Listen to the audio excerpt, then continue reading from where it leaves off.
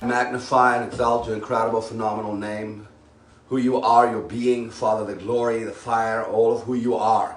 Father, as we step into you, we begin to see, perceive, receive all the glory and the frequency and the light and the color of who you are, Father. The dimensions of your fire, the dimensions of the love that comes and oozes out of you into us, Father, that goes through us into creation. Father, the image that have been set in and all that comes with that image, Father, the power, the authority, the glory, the fullness, Father, the revelation, the insight, the knowledge, the understanding, the wisdom, the life that comes with the name that we are set in, the image that's aligned, that's aligned us. I pray, Father, that tonight as we engage the law of freedom, that you will open us up to understand what it means to be free, what it means to be a son that walks in your glory, to be a son that stands in the fullness of what you have set out for us to walk in, the revelation of the fullness of what we need to become, the change, the insight, the fullness of the life that you desire for us to live, the governance that comes with the authority that we have, and the fact that we need to take over creation and set your image into place. I ask, Father, that you open up our hearts, shift us into a deeper place with you. Let us understand the things that we see and engage. Let the kingdom of heaven become our place of residence, fully the place of our abode, where we live, move, and have our being in the fullness of your glory. Let's have the understanding of everything we see, everything we engage, all the revelation needed to bring what we see and legislate it into creation and set in motion the transformation of all things being realigned and the equilibrium of all of creation, bringing all things back into a perfect image that you've set for the blueprints for the day and the time that we're in. Father, we love you. We praise you in the name of Yeshua. Amen. Amen. Okay, so we've done this before, but I'm going to do it again because it's part of the 12 laws. And I've looked at this several times, and I want us to kind of understand what it means to be free.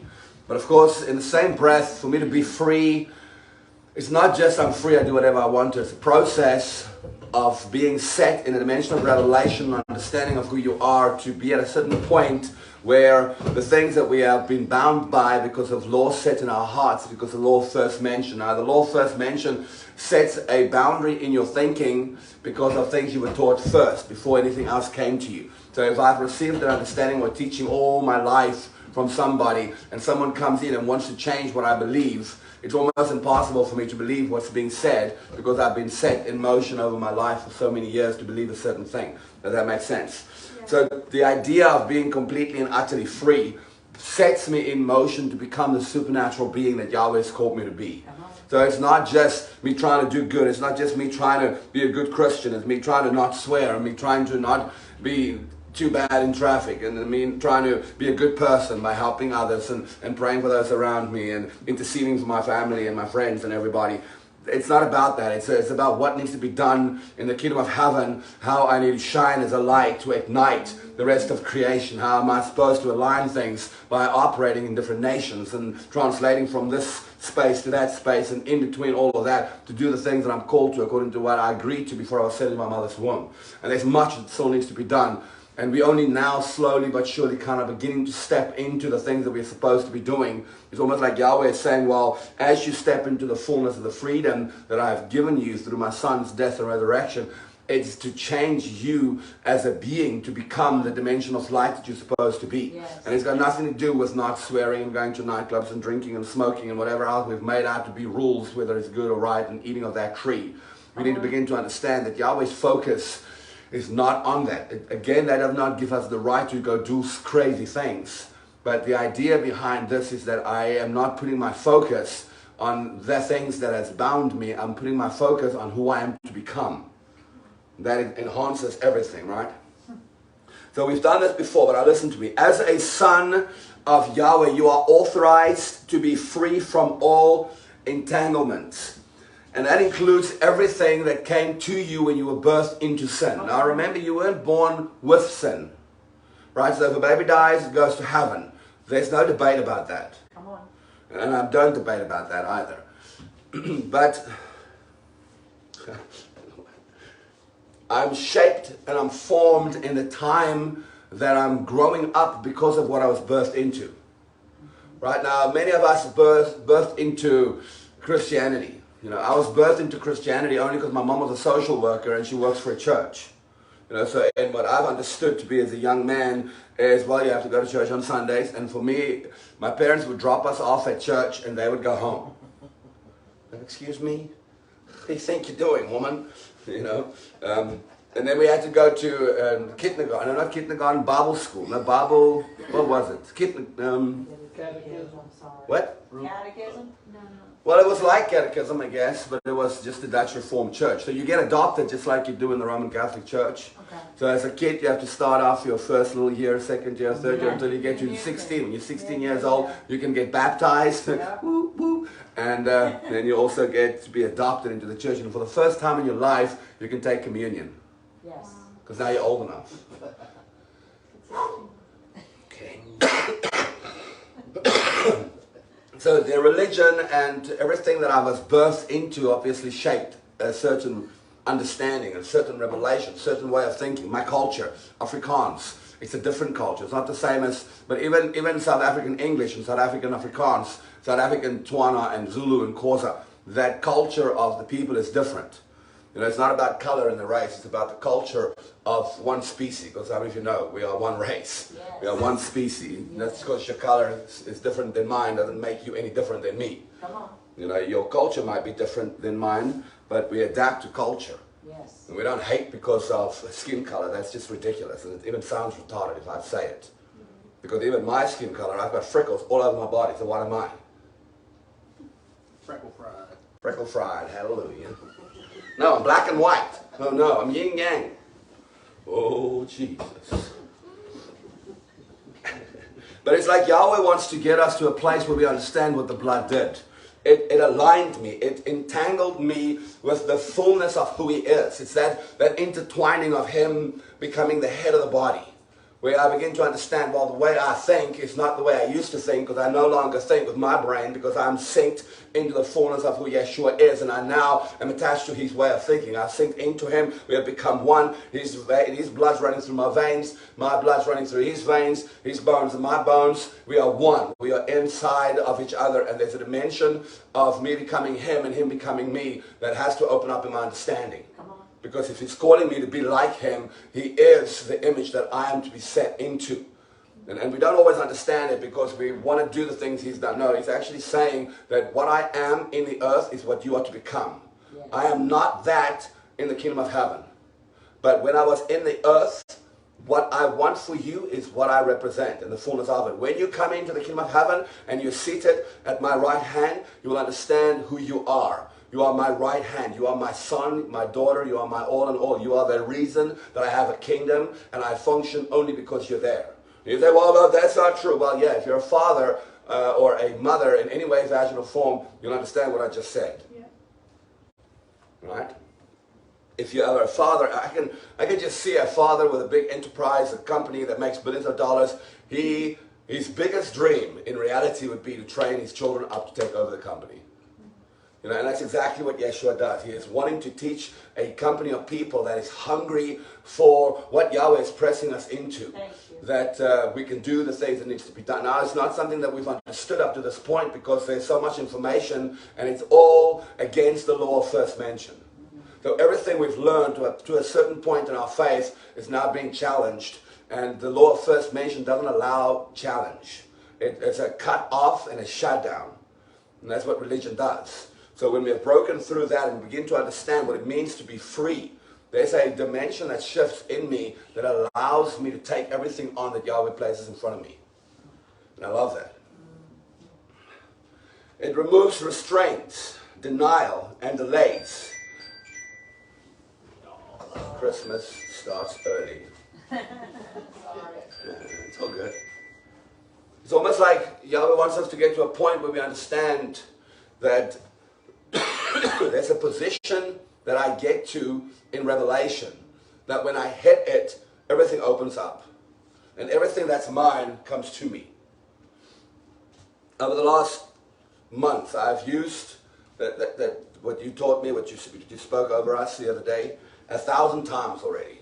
And I can feel the shift. I can feel and I get the understanding. I'm not fully understanding it. I'm still engaging it. I go through those notes you sent me several times, but it has opened up something. And then I've taught on it many times, but the way you placed it is a little bit different. And understanding that I get to go into a dimensional porthole that's created and understand what's in there and sit in it until everything that's in it unfolds to me. It's the delay and denial, the restraints, the entanglement, the things that's mine that opens up because of the law of freedom, the place that I sit in where I understand, well, I'm not bound by what I was taught. I'm not bound by what I believe. I'm not bound by what they say. I'm not bound by what I thought is right. I'm sitting in a position where everything that comes to me is from Yahweh because I'm in Him and He's the truth. And that's something we have to begin to understand, because fear is something that that's been based in our faith since the very beginning. And it's because the pastor is in charge. Now, I've said this several thousand times. The pastor, now please don't misunderstand me, because you can be a pastor because of your title, but have an apostolic mantle on your life. Because I'm not saying that because you're titled as a pastor, because that's just the thing, your job, you don't get someone whose job title is legally an apostle. That's just it. But legally there's pastor. So I'm saying that if a pastor that has a pastor's heart is in charge of the church, it's going to be mothered. And a church that's mothered can't do anything for himself. Everybody has to look at what the pastor does. And that's when the pastor becomes your covering. And that is when you can't reach above where the pastor is at. And nobody wants that. In the reality and understanding, the pastor cannot be over me, cannot overshadow me in any way, fashion, or form in that measure. Because I don't want to reach his limit. I want to reach the limit that's set on my life, which is Yeshua, which has no limitation. So it's just the understanding of what is in position. Because when the right position is opened up, everything that's yours is going to come to you in its full measure. Every single time. And I love that. As a son of the Most High, you are authorized to be free from every demon that sits at your gate and every giant or dragon that sits on your throne. Now we have to remind ourselves, very, very, very important, that the mountain is the place of rule that is set upon your life for what Yahweh has written on your scroll. And if there's a dragon or a giant or any form of demonic entity stopping you from going in to your mountain, stopping you from going into that place of rulership, that place of governance, that place where Yahweh has called you to live from out of, where all that you have grown, all that you have matured, all that you have set in your heart, all the desires, all the things that comes from Yahweh, it's literally in one place for you to go into and have it attached to you, sewn into you, and become part of you. And if you can't go in there, if you cannot enter your mountain to the full level of the freedom that Yahweh has set in your being, then you have to deal with that stuff. Now, we're not binding and rebuking. That's when we take to the court and deal with the dragons and the giants and the demonic entities in our mountains. Now the throne is the same place because I have to sit in a place, and it's not a chair, it's not I'm chilling on a couch, it's a position that Yahweh has opened up for sons and the availability of rule in it. When I sit on my throne, I sit there as a king. Now many of us are on thrones because we have heard of other men of God or other sons or daughters that are kings. Now let me tell you something, I've been doing this for 10 years and I know it's for a fact that I'm not fully matured as a king in Yahweh's kingdom. I know as for a fact that I am still growing into it. I am not a king in any way, fashion, or form, although my position in his kingdom is a king. My position in his kingdom is a Lord. But I have to grow into that position in being set free in the way I think, in the way I understand, the perception, the views, the things that I believed previously, that which I was taught, that is the law first mentioned in my heart and stops me from truly moving forward to what Yahweh set out for me. Because I can listen to something 100 times and not believe it, and it never changes me. But the idea of what Yahweh is teaching is that we are consistently reminded of the things that we have to get into our system to change the way we think. So there's a lot of repetition, but the idea of repetition in this is to change the way I think. So the more I hear something new, the more it's not new to me anymore. Like 10 years ago, I didn't talk like this. But I always had this accent. Well, like you guys are the ones with the accent. So I've never talked like this. I was always just preaching like a normal person. Now I'm talking and saying things that is different, slightly, just a little bit. Right? As a son of the Most High God, you are authorized to free your spirit to operate multidimensionally and align your spirit and soul and body into divine order. Whew. So we have to get to the point where we understand this freedom. I remember a young man came to my meeting, and my meeting was in Chalmette. It was one of the first spirit schools I opened And it was in someone's house, the house that I was living in. It was it was going really well. But there was this young man that came in there. I shared a little bit on dividing soul and spirit, and the very next day I got this text from him telling me that I am deceived and that I need to stop teaching this is new age and all this stuff. And I kindly asked him to shut up and never ever text me again, and that he's not my mentor, that he has no right to speak into my life, and he doesn't know Yeshua, and that he should probably go a little bit deeper into the things of Yahweh to begin to understand that we are actually free to travel in the spirit, because I am a spirit being. And of course, the New Age system believes that you can travel in the spirit. But why would there be a lie out there if there's no truth about it? Right? We've said this, discussed it many, many times. We have to believe that Yahweh has given us the ability and the power to be multidimensional. If I'm seated in Christ in heavenly places, and that's the truth, then immediately I'm in a multiple dimension. Yeah. I'm in the earth and I'm in the kingdom of heaven. Yes. And we understand that I'm in his image, which means I can be omnipresent. I can know all things. I can see all things. I can understand all things. There's a dimension of who he is that overshadows me, that opens me up to be in multiple places. Now I say me because I'm spirit, but my soul at this point cannot be in multiple places. Although there is a shift, I have felt being in different places at the same time, but there's no cognitive understanding of it. And that means my spirit was there by itself, and my soul had to gather information when it comes together with the spirit. My body has no recognition of it, and so it's this process of having to get my soul more involved in what my spirit's doing, and then eventually having to get my body more involved in what my soul is understanding and engaging when it's in the spirit and the fullness of it. That's why I divide body, soul, spirit on this side of the veil, and then my function immediately is to go back into the kingdom of heaven beyond the veil and reconnect them in Christ. Right? Exciting, isn't it? Yeah. It is to align our spirit, soul, and body into divine order. That is that process of going into the kingdom of heaven where my spirit and my heart is connected to the full light of the kingdom of heaven, where I begin to see and perceive and live a life that I can engage. If I sit down and engage with my imagination through my soul into the kingdom of heaven and what my spirit man is busy doing, the idea behind the engagement is that I can see visions and engage encounters and all this stuff is happening, and then my soul gets to the point where it begins to understand all these things and have revelation of what it means, so that it can begin to affect my belief system and eventually affect my body. Because it's really all about the body right now.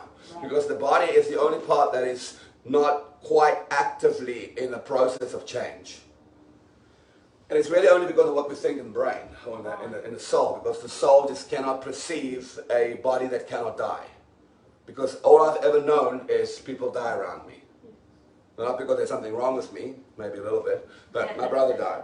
My mother and my father died. You know, some of my friends have already died. There's a lot of deaths in my 47 years, and so my understanding is, well, you're going to die. That's mentally what we believe. So it's the process of my spirit engaging to a greater measure, affecting my soul to a greater measure, to affect my body to a greater measure. To have that result, that perfect alignment of the divine order of what my body and my soul and my spirit has to function in, to be more than just multidimensional, but to be able to be functional in every dimension that opens up to it, and to have a cognitive revelation and understanding of what is happening at the point that I'm engaging it, so that the insight of the image that I'm to set can begin to activate everything that needs to come into a change. Does that make sense?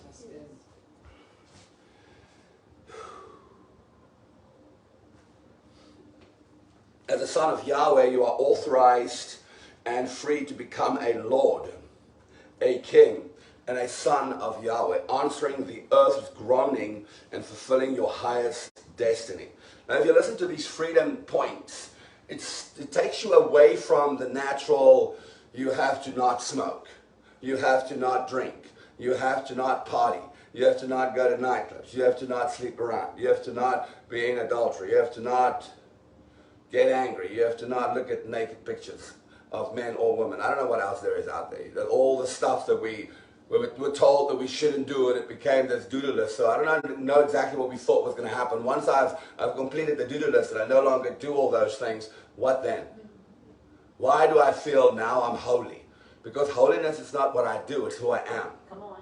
Right? And it's that understanding. The kingdom of Yahweh is not what I do. The kingdom of God is all about who I am. Yes. right? And as I'm saying that, not meaning that I can just do whatever I want to, but there is a freedom in knowing what I can and can't in the level that Yahweh has called me to. You know, when I walk in the authority given and I'm free and I become a Lord, you have to understand, for me to be Lord, I have to have an understanding of what governance was given to me. Because what am I lording over? So I don't just become a Lord, I have to operate in the courts. I have to have shifted from this side of the veil to this side of the veil where I no longer operate in the natural. I'm not talking about it being wrong or bad or anything weird, but I don't prophesy, I don't lay hands on the sick, I don't pray, I don't prophesy, I don't do any of those things in my meetings anymore because although I love doing it, Yahweh has spoken several times to sons and the power of our tongue and how you are responsible for everything that comes out of your mouth. Now, I personally do not need to or want to prophesy over anybody and be responsible for what I said over them. Like if it's a son or a daughter or a student of mine that I love and honor and will not separate from, yes, sure, I'll do it. But I can't come to a meeting and prophesy over 10 people or 20 people and I'll be held responsible for what I said as a son. So shifting from that mentality into the kingdom of heaven, I begin to do other things outside of the service of ministry that I was taught to do. Now we're going in and we're looking at what needs to change in the nation. What are we shifting? What court are we operating out of to bring into the nation what it needs? What is wrong? What needs to shift? What needs to change? What are we doing? How are we doing it? Are we governing right? What can we do to govern in a better way? How do we change the things that's not perfect? You know, now all of a sudden, sons are rising up, sons are doing things in the spirit, and for many, hundreds of years, I say that, I don't know exactly how long, we were fighting about this abortion thing. And all of a sudden it's granted. Why is it granted all of a sudden? Do you think it was the guys who chanted outside? Now, did they have an effect? I'm sure they did. They're pure, they're holy, they do it because they love Yahweh. It's not some weird thing they're trying to do to be weird. You know, it's what they know. It's all they know. That's how we do things. But we have a greater knowledge because we are spirit beings. And the law of freedom takes me out of that place where I have to be in front of you to see what I'm doing. And I shift into the place of the unseen where I do things where no one knows. Yes. And that's what sons and daughters are doing. We're doing things in the spirit. And I don't have to talk about it all the time. There's things that I will never mention to anybody because it's none of your business. You know, but the things I do talk about, and I don't talk about it to boast about it, I talk about it so I can educate you in something that is possible, things that Yahweh wants us to do. You know, I listen to Ian, he doesn't boast in the things that he does. Matter of fact, I know that he doesn't share everything because there's only certain things that we can share that will make sense. Some of the things we're engaging, that I'm engaging, doesn't even make sense to me yet. I still have to go back and forth several 100,000 times to get any form of understanding out of what I'm doing.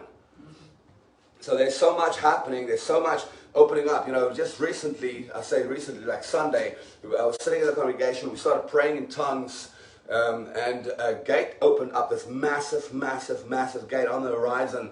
As I was standing on the outside of the building of the Spirit being, I was looking over the ocean, just looking towards the Gulf, I guess that's what it's called. And I saw this massive eye, and it was a gate, a fiery gate. So it's a shape of an eye, it looks like an eye with the normal shape of an eye with a fire burning on the outside as a gate. And then the eyelid opened up as the eye opened up, and out of the eyeball comes the God. And Yahweh immediately started teaching me how he's busy shifting the understanding and the perception of what we see into a revelational dimension that comes out of the kingdom of heaven. And of course, just saying that has to open up a whole nother dimension of who Yahweh is. Because now he has given us a gate, and in this gate is everything that's needed in the revelation, understanding that this governance of the sons in creation needs. It's almost like, although there's just small little things that shift and small little things that change, all of a sudden, very, very, very much of what we have been praying for is about to come into the nation. It's about to come into creation, because not because we have prayed for the sick and prophesied, but because we worked in the kingdom of heaven and it's opened a gate and aligned something that's now propelling all of creation into the position that it was supposed to be according to the blueprints that came out of the heavens. Exciting, isn't it?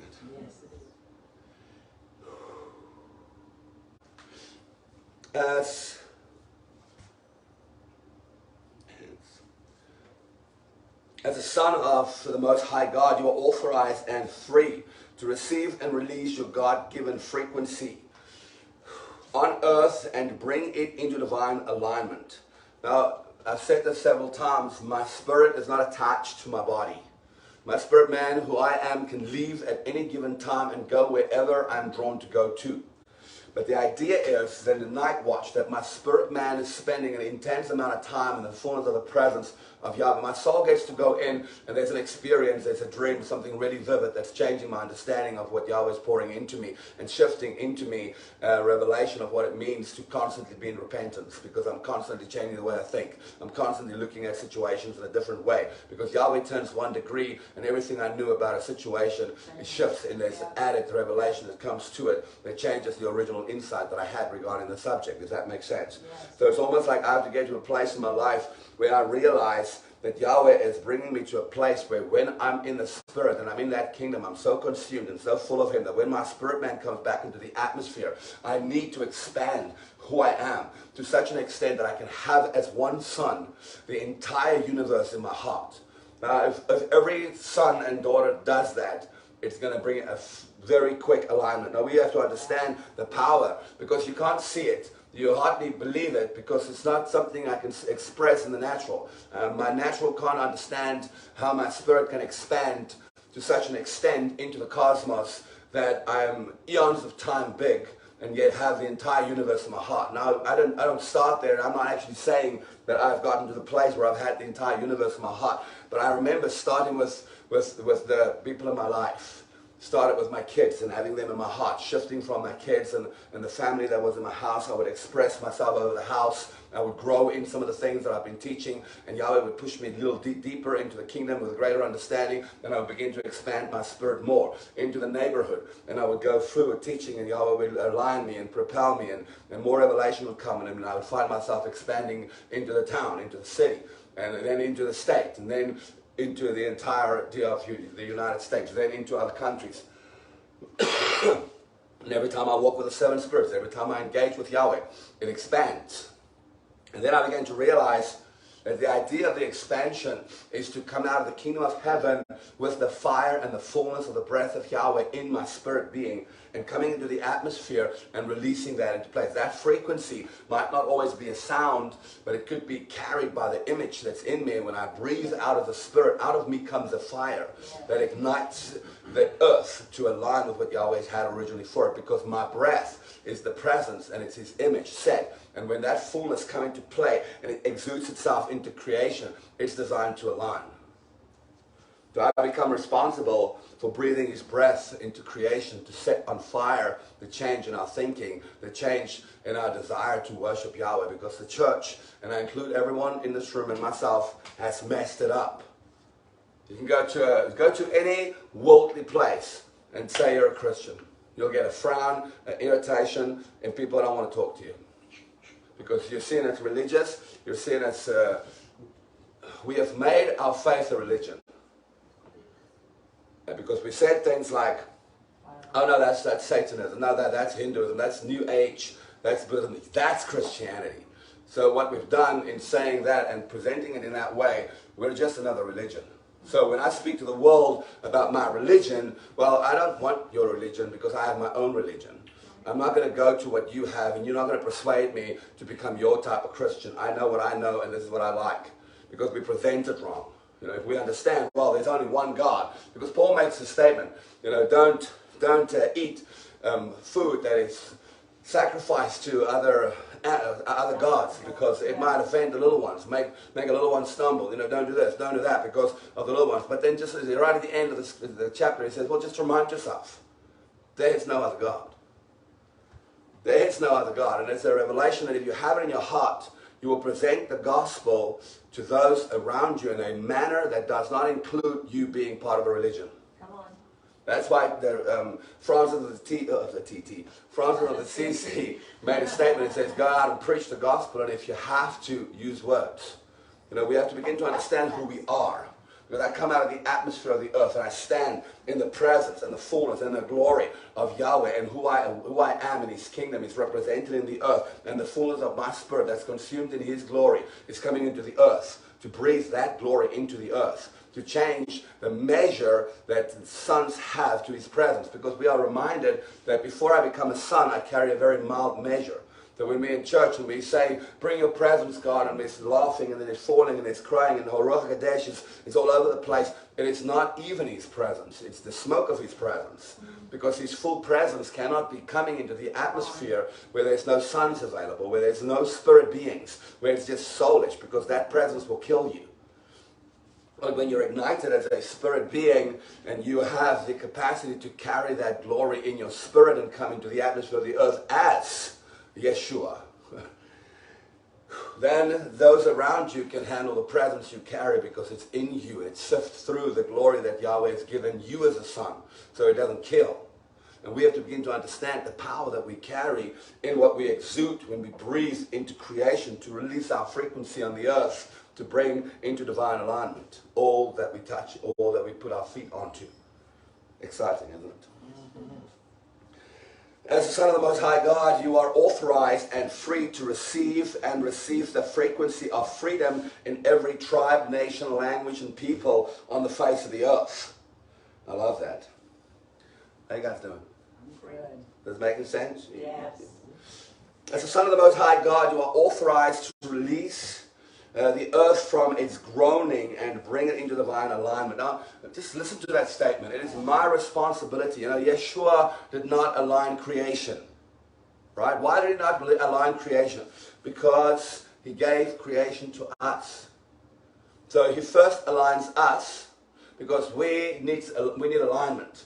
We can't align anything if we're not aligned. So in the death on the cross and the resurrection gave me alignment and realigned me with Him fully. Then because I'm realigned and I'm fully engaged with the image of Yeshua again, I get to begin to align everything else that I have governance over, where I have dominion over. I need to align it. No one else can align it. It is the job of the sons and the daughters of Yahweh in the earth, because He's given us dominion. Right? Yeah. It's my responsibility to understand how to go into the atmosphere of the earth, how to gather the blueprints for what needs to come into place, how to operate, how to work in the courts, the tectonic plates that needs shifting, that does not need shifting, that is shifting, that could cause this, that could cause that. I'm not talking about the storm. Sometimes you can stop a storm, sometimes you can just bring it to a smaller point. We have to remind ourselves that there's things we can change and things we cannot change. You know, and that's why you always need a blueprint. You need to understand what can be done and what can't be done, or what should be done and what shouldn't be done. And when you do something, have an understanding of why you're doing it. Don't just do something because someone else did it. You know, it's like having an understanding of what Yahweh is releasing in you. Because when I come to a point where my spirit is in the position to truly begin to govern, Yahweh wants me to take responsibility of what's mine. So I say that because Yahweh takes me to a state, shows me several states around that specific state that He's given me authority to govern certain points and certain areas in. Altogether, it's about 14 states in America at the moment, 9 states in South Africa, which is all the states in South Africa. There's some parts of New Zealand and some parts of Australia that Yahweh has already given me in the spirit. And I say parts because there's so many sons active in the earth today, compared to 10 years ago, that we can't even begin to fathom how much work is already being done and how much creation is already changed. It's not seen, it's not something that we can just randomly look at and say, okay, great. Unless you're in the spirit and you can see the activity that's taking place and the movement and the true sons rising up doing things. One person doing something there, one person doing something there, group of people doing something over there. And the puzzle pieces are just kind of meshing together, and the things that's supposed to come together is literally coming together. Slowly but surely, Yahweh's seen, desired, propelled, and sent, and the sons are actually answering the call of creation. Now, I say that with a lot of error, because there's a lot of error in everything we're still doing. But it's not a problem, because Yahweh is okay with error. And I know the church don't like that. That's how we learn. There's no way that we would have had light. There's no way that we would have had a telephone, right, unless someone made several mistakes. In fact, we have an atom bomb because, was it Einstein that made a mistake? Accidentally split an atom? Not Adam and Eve. I want to split somebody. But it was an accident, right? He did something in science and created the atom bomb. Yeah. But in the same breath, created several other things because of many mistakes. And it's in the mistakes that he created other things, or invented other things, or other gates opened. So is it really a mistake?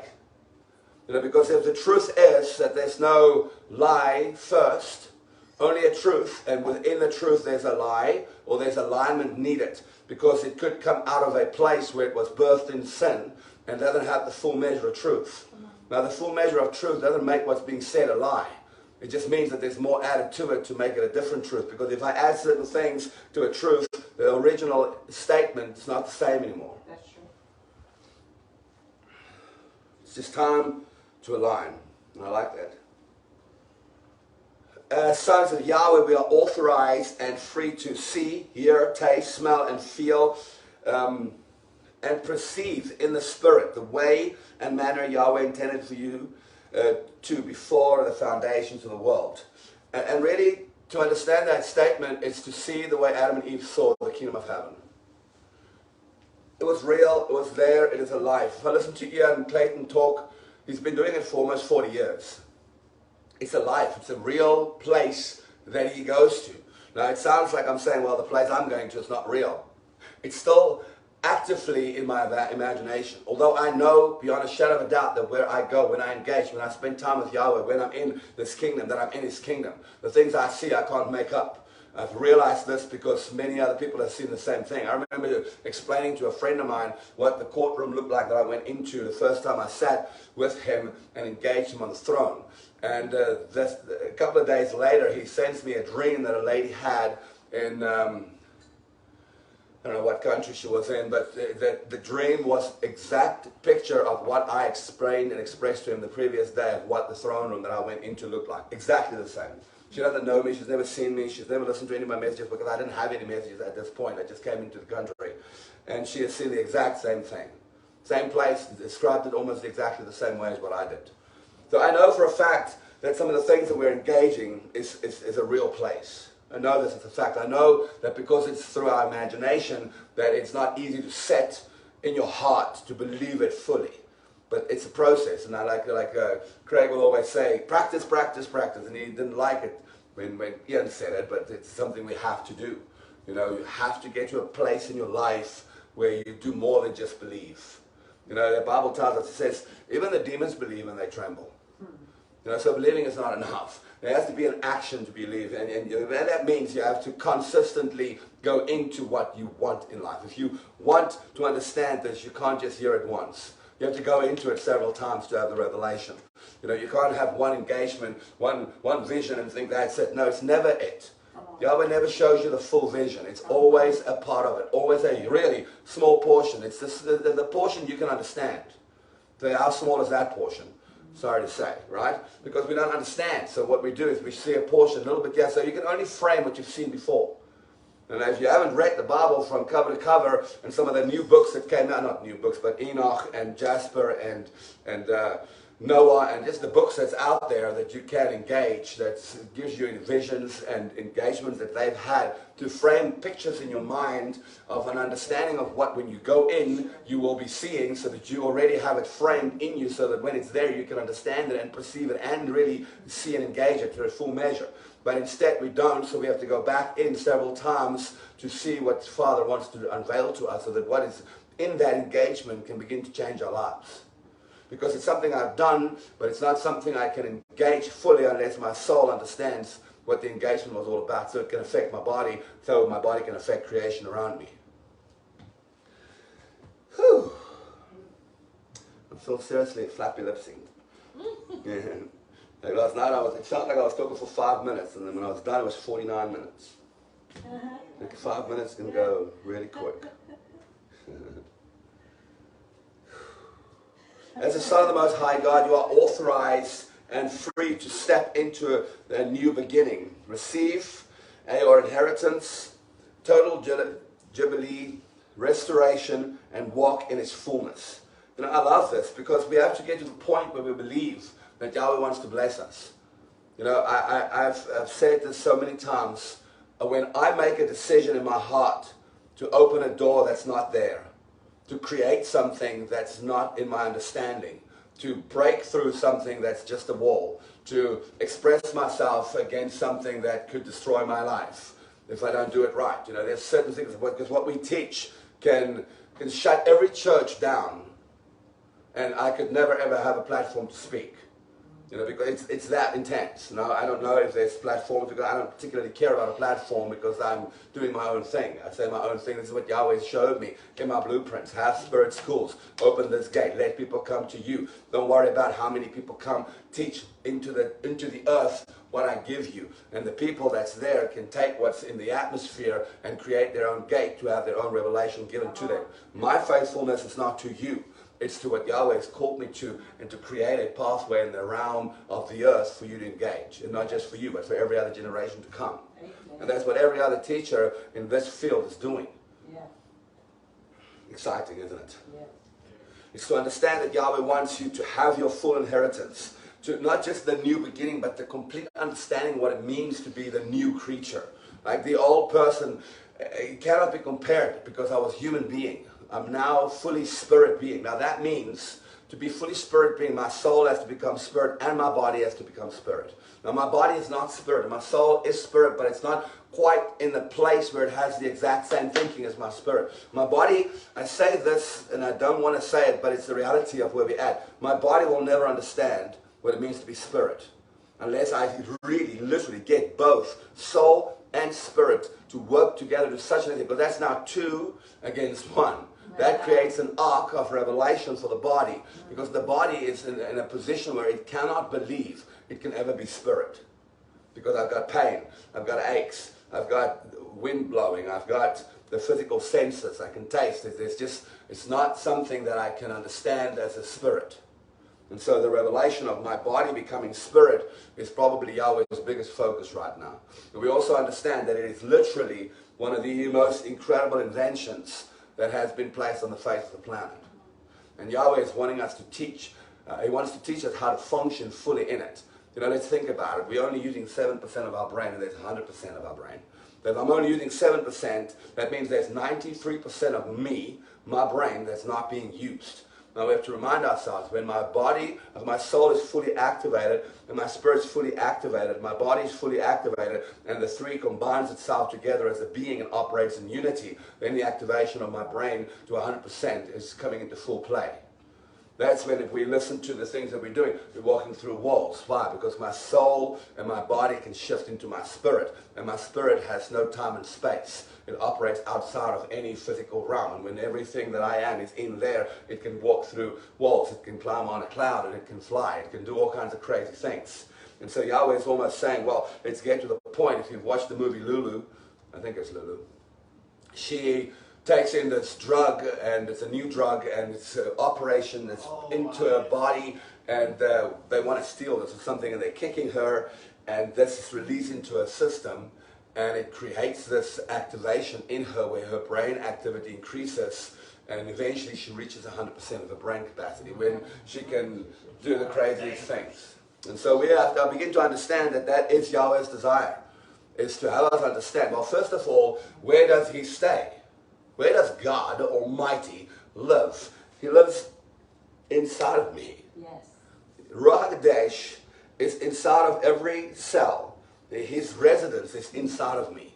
You know, he's constantly busy working in me. That's why I say when I sweat, let me drip some sweat on you. You know, this is the God that we serve that's inside of us. And we don't really understand this is his residence, this is his place. He's constantly, if I'm aware of what he's doing, it will change my DNA. That's why he says, eat of me, drink of me, take all of me in. Let it be, let your being be consumed by me so that I can change your physical body into the spirit that it's supposed to be. And that's a process we don't understand, but it's a process Yahweh is definitely shifting us into. Go! Stop being afraid, you know? Like the Spirit of the Lord pushed you into it. Like, go, man, what the heck are you waiting for? But I'm scared. Shut up. You won't drown. I'm right here. It might feel like you're drowning, look like you're drowning. You are actually drowning, but I'm going to be here to save you because I need you to learn how to swim now. Not tomorrow, not over 6 weeks, not over a period of time, because the swimming coach is going to take you through these little steps that you need. Oh, I'm going to throw you in the water, and you better swim or you're going to drown, boy. Apparently you can't say boy because it's racist. Help me, Jesus. I was laughing yesterday. Oh, my goodness. African-American friends of mine that I love and honor. And the one says, hey boy, how you doing? And he's like, you can't say boy, that's racist. But you can call me a nigger all day long? I don't understand that. But anyway, help us Jesus. We'll get it right one of these days. Like, okay, I can't call my son boy because it's racist, but you can call me nigger. I'm telling you, I'm loving the culture, I'm engaging, but it is weird. I had 5 people stand in front of me that speak English, and I could for the life of me not understand one word they were saying to each other. And they were speaking English. I was like, wow, what is that? But it's like a R&B / hip-hop culture. No one can talk or dress or take their eyes off their phones for 1 second in any way, fashion, or form, or relate to any human being in a normal way. I'm ranting, help Jesus. As a son of Yahweh, we are authorized and free from reoccurring sins, any curses, worry, anxiety, and fears. It's like we have to get to a point where we are reminded what the blood did. You know, it shifts me out of a place of condemnation. And when you're shifting out of a place of condemnation, the things you do does not affect you as much as the things that would have affected you because you were in that place of condemnation. Because when I'm condemned about something, I don't want to spend time with God. I don't want to be around people that's godly. I don't want to be in a place where anybody can see my life because they might find out what I've done. And then I'm going to feel bad. And I'm not, you know, it's almost like this mentality that we have. Whereas conviction doesn't make you feel bad. It makes you quickly understand it's okay. I don't hate you. I'm not going to disown you. You're not going to hell. Breathe. It's okay. You cannot disappoint me. Hello, I am God. Do you understand this, boy? You're not going to get hurt. I'm not going to go. No, you're in my image. You're in my likeness. You're mine. I love you. I want you. I want to heal you. I want to propel you. I want to set you free. I want to give you everything you desire. I want to pour into you. You are to become a God just like me. I have given you everything on this planet. Everything I created is yours. Why would he want to bring harm to me? Why would he not want me to be in a position where everything that's mine comes to me? He just wants to heal me. He wants to set me free. He wants to erase all the things that crushes and hurts and stops me, like sins and curses and worries and anxiety and fears. As a son of Yahweh, you're authorized and free to from seeking identity, fulfillment, security, and self-worth from the world, others, and even from yourself. It's like Yahweh is saying, nothing and nobody on this planet is supposed to direct any part of your life in any way, fashion, or form, less it first comes from Yahweh. And I say this, and I'm really not against it because I have an extreme love for the youth. But for years I was told, you're called to youth ministry, you have a youth ministry. And I was just doing what everyone said to me, so I would work in schools, work for a company, a ministry called Generation X. And it was great going to schools, teaching kids, speaking to kids. And I did that for years. And my own spiritual father kept on asking and telling me that I needed to work in youth ministry. I never felt that I needed to do that. And I'm not the type of person that tries to please everybody. Now, I am a people pleaser just like everybody else. But in this specific thing in my life, because it's the most important thing in my life, the most important part of my life, I cannot please people in this. You know, I have to get to the point where I can only do the things that I feel Yahweh wants me to do. Yes. Now, of course, I don't always do that. But that's not, my focus is not to be perfect every time, all the time. Because that's not my focus. My focus is to love him, to worship him, to be in his midst, to be in his presence, to allow him to overshadow me, to allow him to propel me and push me into deeper things. I don't particularly focus on being all that I can be all the time, trying to be a better man, trying to be a better Christian. It's like my focus is on what I'm doing right now. And what do I need to change? What do I need to shift into? What needs to open up for me? I don't need my identity as who I am to stay the same. I don't know if I can make sense out of this. It's almost like Yahweh wants us to get to a place where we realize that all the things that we've done in our lives to make ourselves look better is worth nothing. Because when I'm clothed in him, when I'm set in his glory, everything else sets me in a flow. And it arises his glory and it just shifts things into place. It's almost like Yahweh wants us to understand that this law of freedom is designed to lift you up, to cut off of you what's not meant to be there, and to set you in motion to do all the things that Yahweh has called you to, and be free in every part of life, to the extent where we understand freedom. Because, you know, what is freedom? It's a place where I can do whatever is in my heart to do, knowing that whatever I do is Yahweh's will and word. That's freedom. Because He has set me in motion and He's changed me. Let's pray. Father, we just want to glorify and magnify your incredible name. Just coming before your throne with this law, Father, wanting to stand before you tonight and ask, my King, will you set us free? Will you set us in a place where everything that's ours will come fully to us? All the promises, all the things that we have set in motion. When I look at you, Yeshua, as a being in the earth, as a being in the kingdom of heaven, as a God, as Yahweh, the Son, the fullness of the glory, let's understand that place that you have called us to set into. Let's understand the magnitude of what comes to the sons because of who you are. Let's understand the beauty of life that you want to put in us and surround us with. And let's become all that you want us to be. Father, we love you, we praise you, we thank you, my King. In the name of Yeshua, amen.